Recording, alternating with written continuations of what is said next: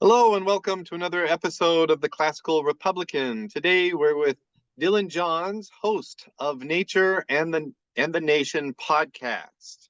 So thank you very much for meeting with me today. And My pleasure. We're gonna do a comparative ideological interview. And so we're gonna begin with what is the best form of government? Well, that's a big question.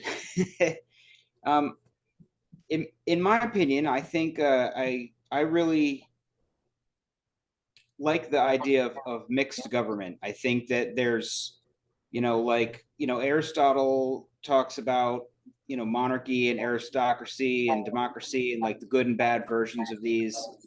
And I think there's something to be said for all of them. In America, we've really pushed hard for democracy. And there's obviously good things about democracy, people being able to have a say in how their government runs. But we restrain our democracy in the United States with the Constitution and people having rights. And there are certain things that the democracy can't do. But there's other things to consider, which is that somebody who doesn't pay attention to politics at all, doesn't know anything about politics, doesn't watch the news, just goes and votes based on what their friends said or whether they think the guy is handsome or whatever it might be, and they cast their vote. And that's just got every bit as much weight in the decision-making process as somebody that spends their whole life studying it. So, one man, one vote, you have to wonder whether that's really the best way. So, if I had my way, we would have a mixed system where there would be a constitutional monarchy with, like an upper house and a lower house, the House of Representatives, like we have, being very democratic, and then maybe another house that was more aristocratic, and then a monarch instead of a president at the top. But the odds of that happening in the US are probably pretty slim. So there's like what I would do if I had my druthers and I could, build everything from the ground up. And then there's what is feasible, which is a whole nother question, Yeah. That's very interesting. I want to get a little bit more into that. For monarchy, would you see something like what they have in the UK, a hereditary monarchy, as the best, or would it be more like during the Constitutional Convention? I believe it was Hamilton who talked about an elected executive for life. What would your ideal be for that? I think that hereditary monarchy, that's a tough question. There's ups and downs to both. A hereditary monarchy would probably be ideal, I think. Although being elected for life would lead the monarch to not have to be constantly worried about reelection. The president is always worried about reelection, and everybody in office, the politicians, spend half their time glad handing and raising money and worrying about what the poll numbers say and everything else. And as long as you're up for election, you're still that's still the people's rule as to what you do, and you're always concerned about what the masses think.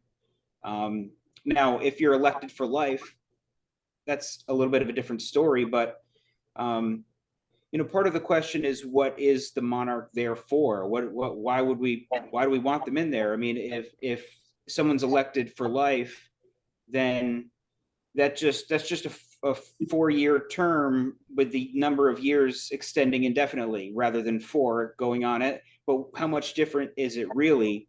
I think that, like in the UK, now their monarch is effectively neutered, and to what extent the king or queen does have power, they really hesitate to use it, which is unfortunate.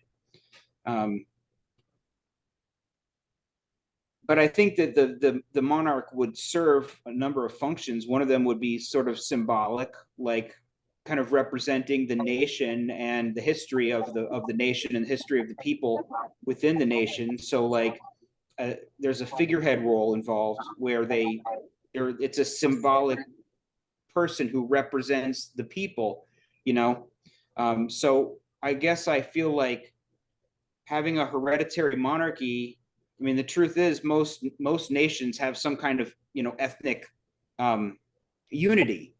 Our nation obviously is kind of unique in that regard, but most nations you'd find that the person, I guess ideally, who's the monarch would represent the heredity, and that's kind of why it's hereditary. It's like the core lineage that represents the bloodline of the people, of the nation.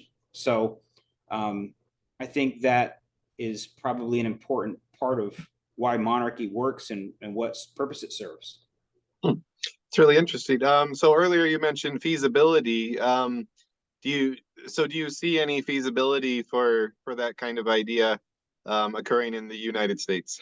Not in my lifetime. I mean, absent a real change of people's perspectives, it's unlikely, you know. So I think that, yeah, I have a whole kind of different areas of what is important for people to do politically that doesn't necessarily involve trying to reestablish an American monarchy. Okay. How did you come to these beliefs personally?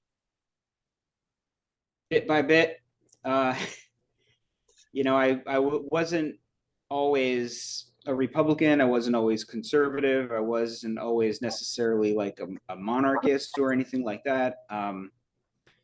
And just starting to read up on political theory, and some things make sense as I'm reading it. I mean, I didn't start reading about any of political theory until maybe, 7 or 8 years ago. I started more as like a libertarian. I guess I qualified myself as like a green libertarian.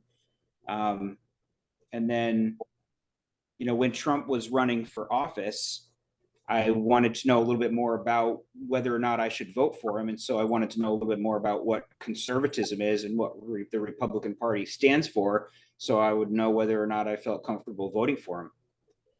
So it was really in 2015 when he started running, and I liked his protectionist ideas. And so I was like, well, I like his international trade policy, but what about, the rest of it? How do I feel about all that? And I guess, libertarianism, as I studied conservatism, libertarianism started to seem like incomplete. And the importance of tradition and having a cultural continuity from the past to the present, that we have a responsibility to carry on traditions of our forefathers and pass them on to the next generation, the kind of like chain of generations. And we're all like stewards of our civilization and stewards of our society over time. Though that premise leads me to think, there's other things that are important besides just democracy. I mean, raw democracy like leads it incentivizes politicians to shape the electorate to whatever they think is going to get them in office, like with open borders and things like that. If you can just open the gates and give everybody citizenship, then I mean, in a pure democracy, that's where sovereignty lies, right, is with the people. So if you were to imagine a monarchy, for example, and the lords or the aristocrats were to, take the king, boot him off of the throne, and put somebody else on the throne, and put the crown on his head, and make him the new sovereign. I mean, you couldn't really describe that anything other than a sort of coup. So if you were to flip around and say the sovereignty belongs with the people, and then you were to say, okay, well, we're going to just give that sovereign power, instead of the crown, it belongs to the people, but we're just going to replace the population with a bunch of additional migrants and give them citizenship, so that the nature of the sovereignty belongs to different people.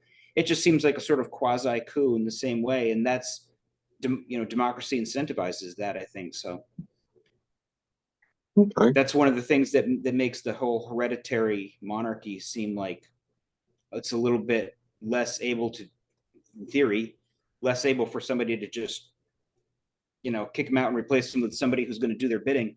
Although that's certainly not impossible. Mhm.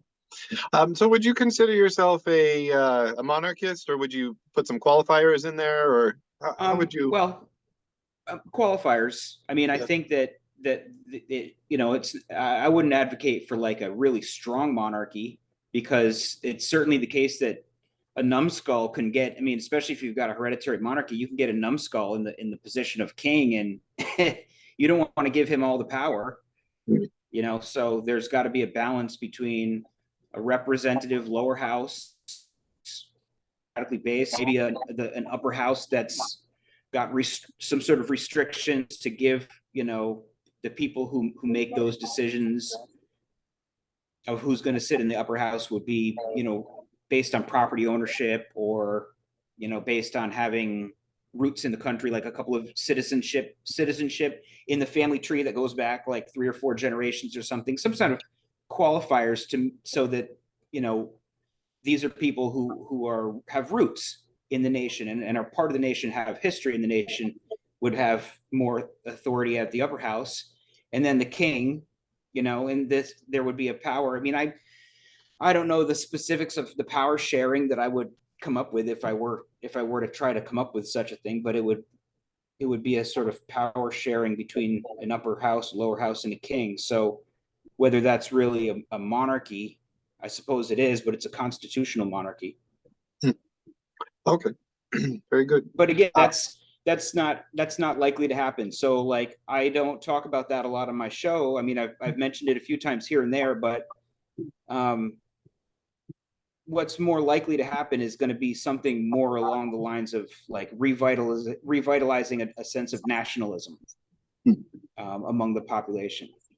okay. So that's more comes into what I try to do with my show. Okay. And I think yeah, I guess we do get a sense of that from the show. Um, Nationalism is kind of a broad word. Would you mind defining it a little bit more as to what you're referring to? Yeah, I would say that the way I envision nationalism, um, there's a special regard that one should hold for one's own people, one's own nation, and in America, like I said, it's a little bit different, and so we've got a sense of our nation, and then we've got a sense of our people, which for many people has some greater or lesser ethnic component to that when they say who their people are.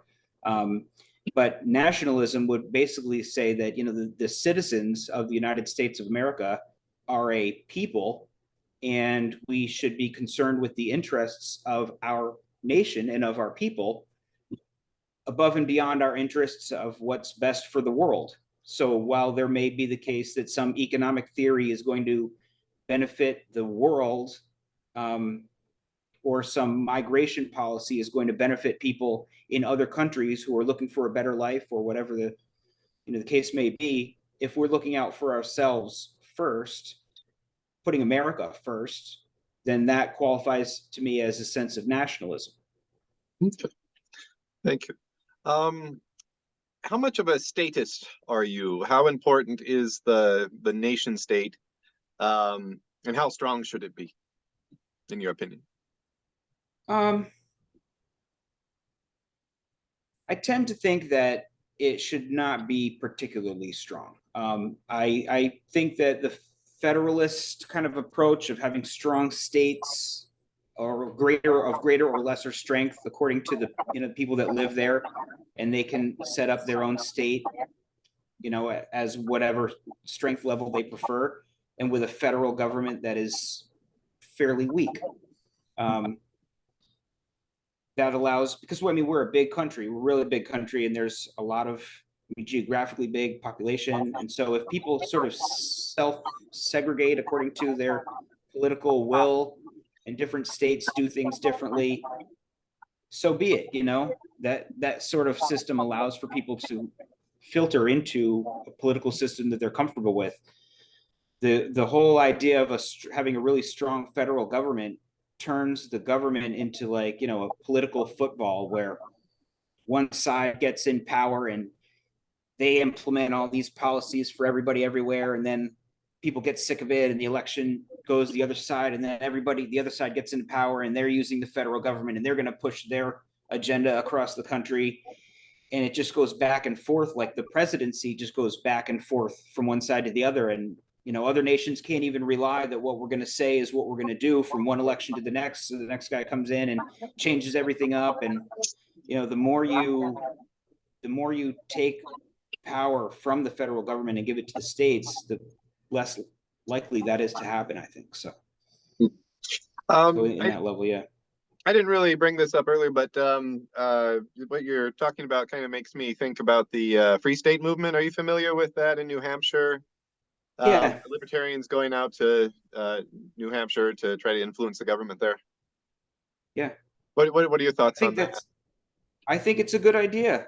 I mean, I'm not completely libertarian about everything, but that's certainly, if libertarians want to live in a libertarian world, if they can congregate in the same state, so much the better. That's part of the problem with the first past the post two-party system. We've got third parties, Greens and Libertarians, and they don't ever really get any power at the federal or state level because of the nature of our elections. Whereas other countries, you've got all sorts of parties getting a little bit of power, and they have to make these coalitions and stuff. And as long as, like, let's say you've got 40% of the population is Republican and 40% is Democrat, and then the remaining 20% is Libertarian, they're not going to have any power at all unless they were to congregate so that 20% of the states are Libertarian run states and the other 80% of the states are Democrat or Republican run, but they'd have to segregate themselves. And so that's kind of how I think that makes sense, unless we were to just really change our political system. Are you in favor of doing an alternate form of voting that would reflect the minority political ideologies? No, not really. Not really. I mean, I recognize, like, the downside of the first past the post vote for one person as opposed to a proportional shares of seating. But I don't really think, I mean, it does make sense and it's simple. You can vote for this party or this party or this party, pick one guy, he's your representative.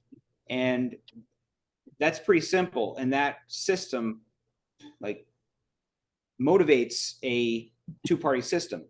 So I'm not really opposed to the two-party system. I think, like I said, if people congregate geographically, that's probably the best way to do something like that, or to have, to sort of accept the existence of factions within the existing parties, so that you can have, like, a neoconservative faction and a paleoconservative faction, or a progressive and libertarian and socialist faction within the Democrats. And again, it's even so, it's still going to be geographically determined. If one area of the country is more inclined toward the, like, socialist faction, and another part of the country is more inclined toward the neoliberal faction, even just within the two parties, different places will represent. And we do see that, I mean, if you look to Congress, we see some members of Congress who are, more along the lines of hard socialists, because they come from places where that hard socialism is welcome. Other people like Joe Manchin, Bernie Sanders couldn't get elected in West Virginia, but Joe Manchin can. So the place is different. So the people in Congress are different. Good point. What are your thoughts on private property? I'm I'm all in favor of private property. I'm a capitalist at heart. Um, the only, I mean, I honestly, I can't think offhand of any restrictions to private property that I really support. My deviation away from like pure free market, free trade capitalism tends to come in the form of supporting tariffs and restrictions on international trade, but that's not entirely like a private property restriction or anything like that. Very So I interesting. can't think off the top of my head of any real like restrictions on private property. Okay. I don't really like the idea of property taxes. I don't really like the idea of income taxes. If it was up to me, we would be doing what we used to do, 150 years ago, which is where the government, the federal government at least, was almost entirely funded by tariffs on trade, and Yeah. we didn't have the income taxes. Yeah. Um, so how do you define liberty? Do you see it positive or negative? Non-domination versus non-interference? What's your ideal liberty? Um, I feel like there are.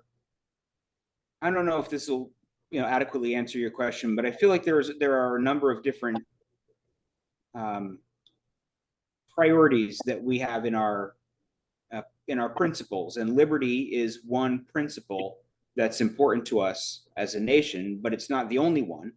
I mean, even in the pledge, you hear liberty and justice for all. Well, those two things from time to time conflict with one another. And so liberty is important, and justice is also important, and loyalty is important, and strength is important. Happiness is important, and prosperity is important, and all these things. And they can't all be achieved in a complete way simultaneously. It's the nature, I believe, of principles to conflict with one another. So like freedom has to have its particular constraints in like what we want to, if to the extent that we want to say we want to have a virtuous society. So for example, pornography, I mean, in a really pure sense of liberty, pornography is fine. It's consensual, it's free market activity. But what damage does it do to the morals of our society? That's certainly an open question. I don't know if it's got a solid answer, but it's a legitimate question to say, do we want to just allow people to do whatever they want if it's causing our society to become unvirtuous, to become weaker, or have other downsides? Then liberty, just like anything else, needs to kind of fit in with the other priorities that we have as people. I hope that answers your question. Yes, thank you very much. And oops, hold on a second.